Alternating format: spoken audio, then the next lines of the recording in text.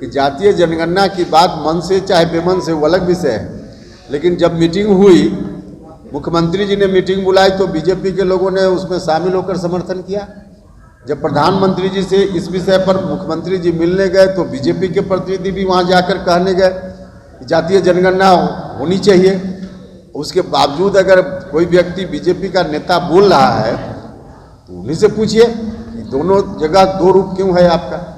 मुख्यमंत्री नीतीश कुमार शिखंडी हैं, night watchman हैं और भिखारी भी हैं। कभी भी कटोरा और झोला लेकर केंद्र सरकार के पास पहुंच जाते हैं और कहने लगते हैं कि हमें विशेष राज्य का दर्जा दीजिए। यह तमाम बातें बिहार के पूर्व कृषि मंत्री रहे सुधाकर सिंह ने कही थी, जिसके बाद लगातार प्रतिक्रिया बिहार में निकल के आ रही है सामने। तो वहीं लगातार अनेक दलों के नेता जो है सुधाकर सिंह को आ रहे हाथों ले रहे हैं। तो वहीं एक बार फिर से उपेंद्र कुशवाहा ने प्रेस वार्ता बुलाई है, जहां पर उन्होंने सुधाकर सिंह पर जमकर हमला बुलाया। उनका यह साफ कहना है कि जिस तरीके से यह तमाम बातें सुधाकर सिंह कह रहे थे, यह सब जो है बिल्कुल सही नहीं है। इस शब्द का प्रयोग उन्हें नहीं करना चाहिए। यह काफी आपत्तिजनक है। जिस तरीके से बातें सामने निकल के आ रही थी, बिल्कुल यह गलत है। बता दें आपको कि सीधा सीधा सुधाकर सिंह को आ रहे हाथों लिया उपेंद्र कुशवाहा ने और इसकी निंदा करते हैं। हम कतई बर्दाश्त नहीं करेंगे। यह तमाम बातें कही है उपेंद्र कुशवाहा ने। उपेंद्र कुशवाहा ने यह साफ कहा है कि 14 जनवरी को दही चूड़ा का भोज है और हमने इस भोज में तमाम लोगों को निमंत्रण दिया है। कई लोग तमाम प्रतिक्रिया दे रहे हैं, तमाम बातें निकाल रहे हैं, लेकिन ऐसा कुछ नहीं होने वाला है। तमाम अनेक दलों के नेता आएंगे और कुछ वैसी बातें नहीं रहेगी। तो वहीं क्या कुछ कह रहे हैं जदयू के संसदीय बोर्ड के राष्ट्रीय अध्यक्ष उपेंद्र कुशवाहा, वो सुने आप लोग। नहीं, देखिए अयोध्या में तो मंदिर भी बन रहा है और मस्जिद भी बनने की बात है। वहां दोनों के लिए कोर्ट ने दिशा निर्देश किया। तो मंदिर मस्जिद दोनों, सब जगह कहीं मंदिर रहे, कहीं मस्जिद रहे, कहीं गिरजाघर रहे, कहीं गुरुद्वारा रहे। यह तो हिंदुस्तान की संस्कृति का हिस्सा है। मोदी ने अभी कहा है कि जगदानंद सिंह के इस बयान पर उन पर सेडिशन का मुकदमा चलना चाहिए, देशद्रोह का मुकदमा चलना चाहिए। अब क्या समझकर उन्होंने क्या कहा, इस पर मेरी क्या टिप्पणी। एक सवाल क्या लगा है जो आंकड़े जब आएंगे उसके बाद फिर से मंथन के बाद राजनीति है वो देखने को मिलेगी आपको। अब देखिए वो आने दीजिए पहले रिपोर्ट, उसके बाद में। विजय सिन्हा ने इल्जाम लगाया है कि मुख्यमंत्री जो है वो नफरत फैलाने के लिए ये गणना करा रहे हैं। मुझे इल्जाम लगाया। आप बताइए कि उनकी पार्टी ने पार्टी के रूप में किसी स्तर पे विरोध किया क्या? उनसे पूछना चाहिए कि जातीय जनगणना की बात मन से चाहे बेमन से वो अलग विषय है, लेकिन जब मीटिंग हुई, मुख्यमंत्री जी ने मीटिंग बुलाई तो बीजेपी के लोगों ने उसमें शामिल होकर समर्थन किया। जब प्रधानमंत्री जी से इस विषय पर मुख्यमंत्री जी मिलने गए तो बीजेपी के प्रतिनिधि भी वहां जाकर कहने गए कि जातीय जनगणना होनी चाहिए। उसके बावजूद अगर कोई व्यक्ति बीजेपी का नेता बोल रहा है तो उन्हीं से पूछिए कि दोनों जगह दो रूप क्यों है आपका। एक तरफ जहाँ 500 करोड़ रुपया खर्च कर रहे हैं आप और दूसरी तरफ आप विशेष राज्य का दर्जा मांगते हैं, तो ये खर्च जो हो रहा है गणना कराने के लिए, तो क्या आप उसे जायज मानते हैं? अरे भैया, खर्च का क्या मतलब? हम कोई भीख मांग रहे हैं क्या? अधिकार मांग रहे हैं ना। तो गरीब तो अधिकार मांगने के लिए हमको कुर्ता या खोल के नेकेड होके जाना पड़ेगा कि ये हम हैं? अधिकार मांगना है ना। एक सवाल है, राजनीति में हर चीज संभव है जो कहा जाता है और कई सवालों का जवाब आपने असहजता से दिया है। आने वाले दिनों में वाकई अगर जेडीयू का आरजेडी में विलय होता है तो उपेंद्र कुशवाहा की जो चर्चा चली कि भाजपा से प्रेम बढ़ रहा है, तो क्या लगता है कि आपका स्टैंड क्या होगा? क्योंकि देखिए, विलय नहीं होगा, सीधी बात है, विलय नहीं होगा जेडीयू का। गठबंधन है, गठबंधन ठीक है रहेगा, लेकिन विलय नहीं होगा। अगर क्यों कह रहे हैं विलय होगा ही नहीं, विलय नहीं होगा। तेजस्वी यादव ने ये कहा कि मेरे और मेरे पिताजी लालू यादव जी के अलावा कोई फैसला नहीं लेगा। तेजस्वी यादव लगातार बिहार में हैं, लेकिन सुधाकर सिंह पर लगातार वो कुछ भी नहीं बोल रहे हैं, कुछ फैसला नहीं ले रहे हैं। तो किसका इंतजार होगा? सुधाकर सिंह ने कहा तेजस्वी मेरे साथ है। अच्छा, हमने कहा ना कि 14 जनवरी अभी संक्रांति है, उसके बाद फैसला, थोड़ा इंतजार कीजिए ना। सब बात एक ही दिन में क्यों करना है? ये आपकी उम्मीद है या आपका अल्टीमेटम है सर? क्या ये आपकी उम्मीद है या आपका अल्टीमेटम है? 15 जनवरी के बाद सुधाकर सिंह पर कार्रवाई होगी? नहीं, आप उस रूप में मत करिए। हम तो अल्टीमेटम माना जाए। अल्टीमेटम मत मानिए। हमने कहा है कि हमारे नेता को कोई गाली दे, हम नहीं बर्दाश्त करने वाले हैं। अब संक्रांति का भी समय है, आने वाला है, तब तक खरमास है। तो खरमास में हम बहुत नया किसी से उम्मीद नहीं रख रहे हैं, तो खरमास समाप्त होने दीजिए।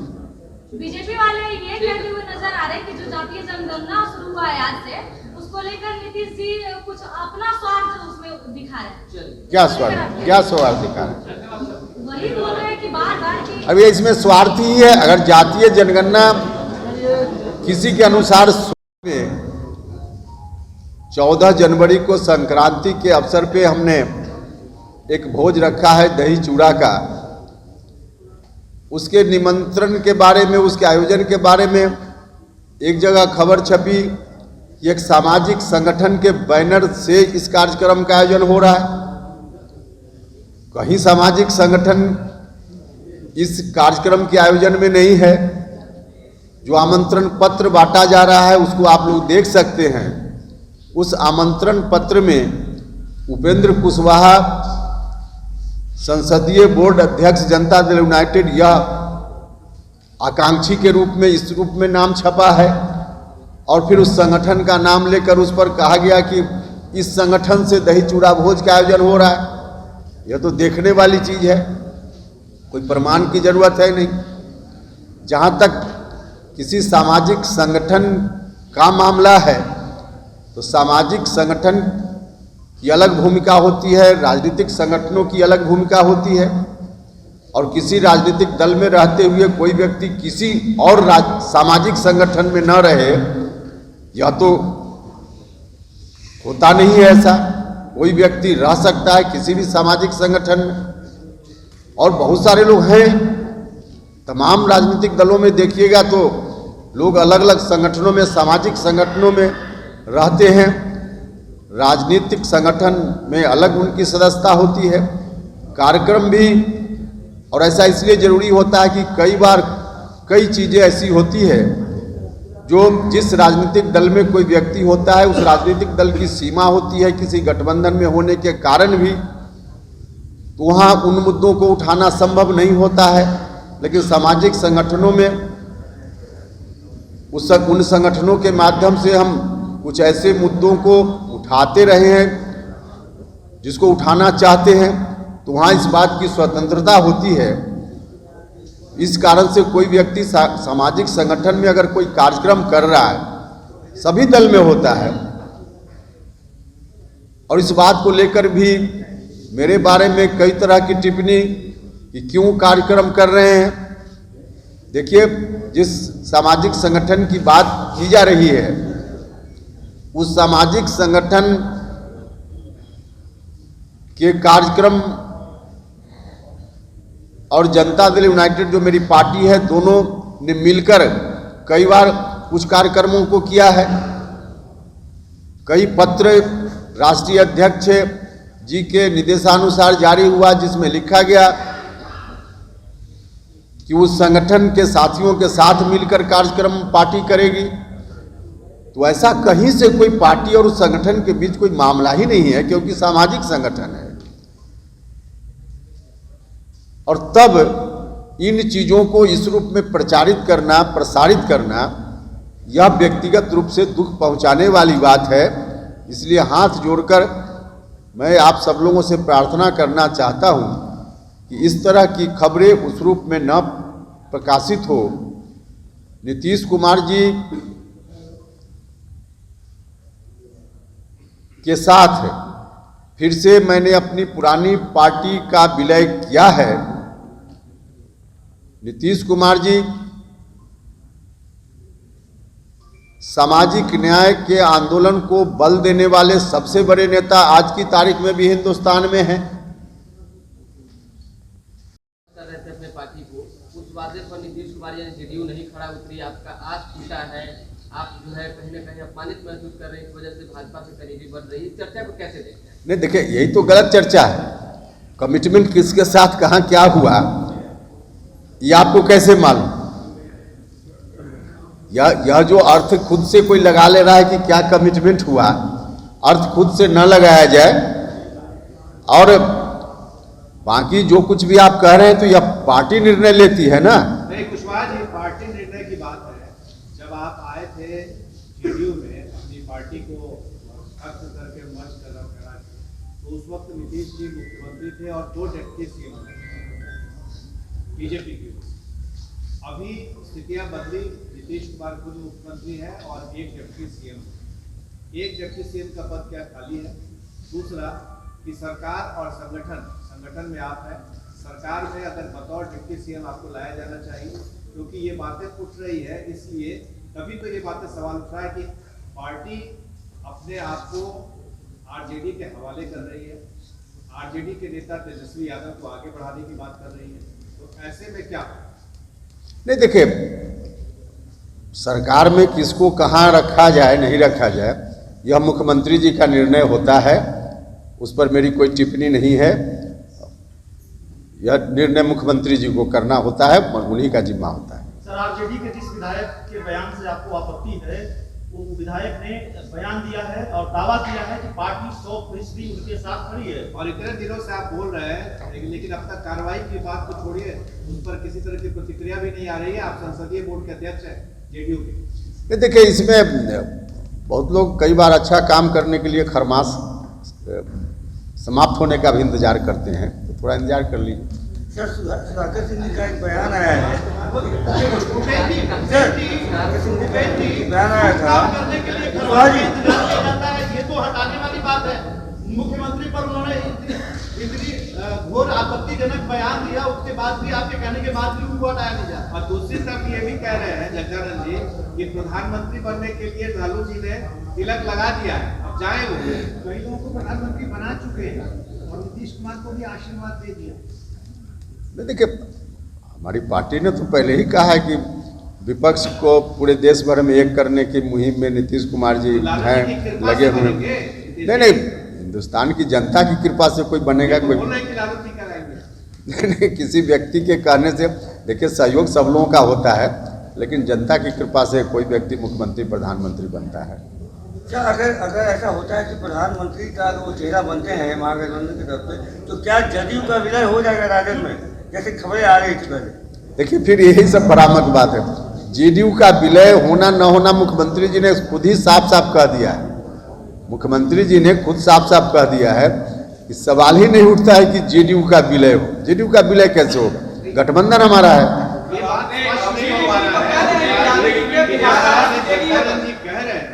ऐसा लग रहा है कि जैसे नीतीश कुमार कृपा पात्र है, अब जल्दी छोड़े यहाँ तेजस्वी को सौंपे।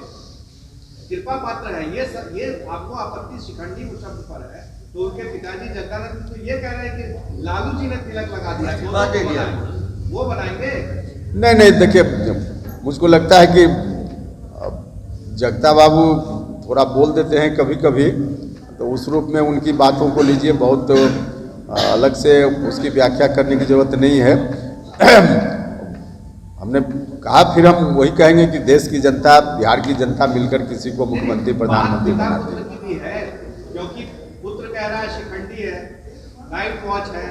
देखिए, उसके बारे में तो हमने कहा, कह रहे हैं कि लालू जी ने तिलक लगा। देखिए, हमने तो एक दिन और कहा है, अब उसको फिर दोहराएंगे कि मुझको इस बात पर है आपत्ति कि जिस रूप में माननीय विधायक सुधाकर जी ने जो कुछ बात कही है या कह रहे हैं अभी भी, और फिर उधर से जो बयान राष्ट्रीय जनता दल के प्रवक्ता का भी आया, जब हमने अपनी आपत्ति दर्ज की, तब दोनों लगा कि स्क्रिप्ट कहीं एक ही जगह से लिखा गया हो, ऐसा मैंने महसूस किया है। लोगों तक अधिक से अधिक पहुँचे, इस बात के सबसे बड़े शुभचिंतक हैं नीतीश कुमार जी, और हम सब लोग उनके साथ इसलिए काम कर रहे हैं।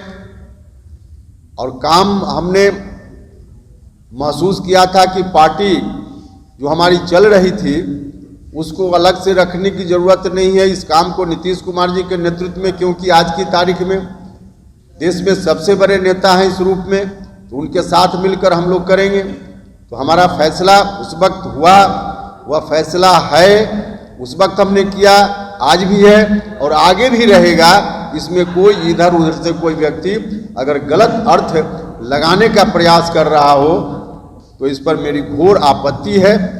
इसलिए हमने आज आप सब लोगों को कष्ट दिया कि इन चीज़ों को, क्योंकि देखिए मेरे जैसा आदमी स्वस्थ राजनीति की बात करता है, गंदी राजनीति की बात हम कभी नहीं करते हैं।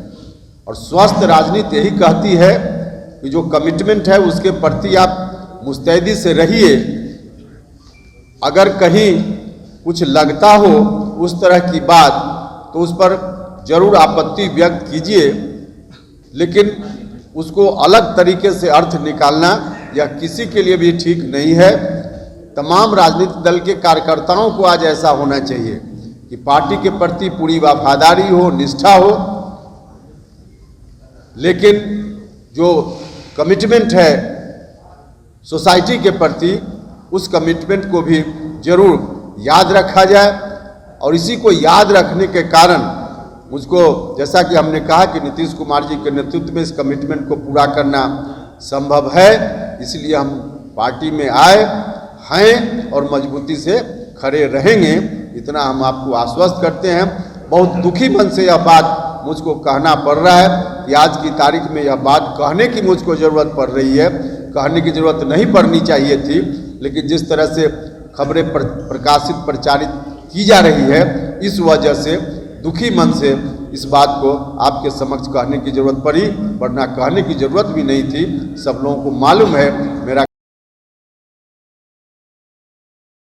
बात कर रहे हैं। बीजेपी भी तो यही कह रही है कि सब चीज लालू यादव के कहने पे हो रहा, तो स्क्रिप्ट क्या वहीं से आ रहा है?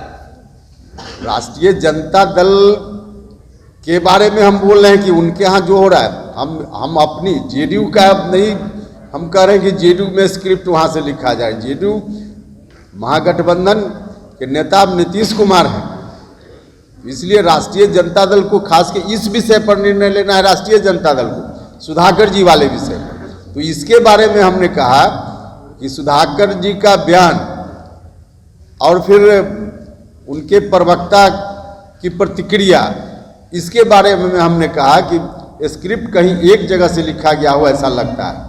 ये बताइए कि चड्ढा नकवी का एक बयान आया है कि राम मंदिर जो है वो नफरत और उन्माद का मंदिर है, गरीबों का मंदिर नहीं है।